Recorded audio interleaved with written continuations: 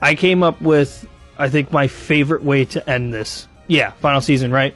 You come out with a new season, and it opens up Bran sitting on the Iron Throne, and then him going through his three-eyed raven thing and seeing a future where the Night King, he comes back, and he actually then ends up winning and destroying everybody now, and absolutely winning. Everybody dies, and then Bran coming out of it and going, "Oh my God, we did the wrong thing.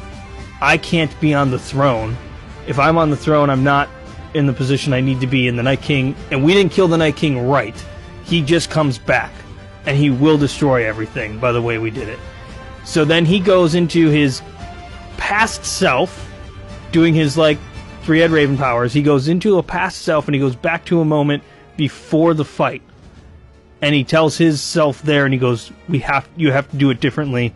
And then kind of does a Doctor Strange Infinity War thing of there's one way we win this. Basically telling Jon, if things go south in that fight, you have to leave. So what happens then is when Jon is going one-on-one with the Night King, and they're back and forth, then there's going to be a moment where Daenerys comes down, breathes fire around them, stops them.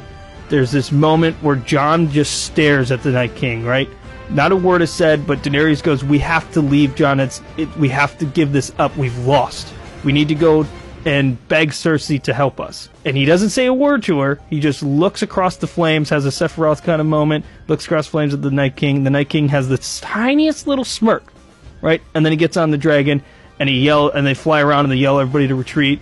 Everybody who actually died in the original one, those are the ones who stay to defend, to hold them back long enough for everybody else to retreat ahead of them. So they lose there, they run back to the Iron Throne, plead with Cersei. Cersei still refuses to help them.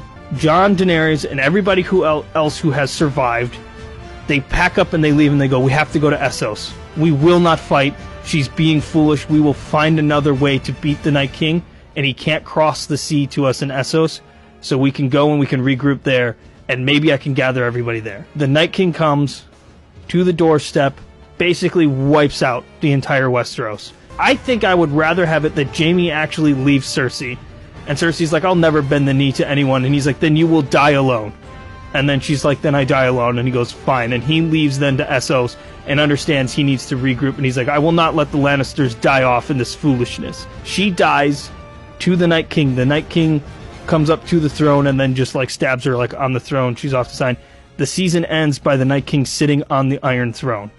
He has won, everybody has left.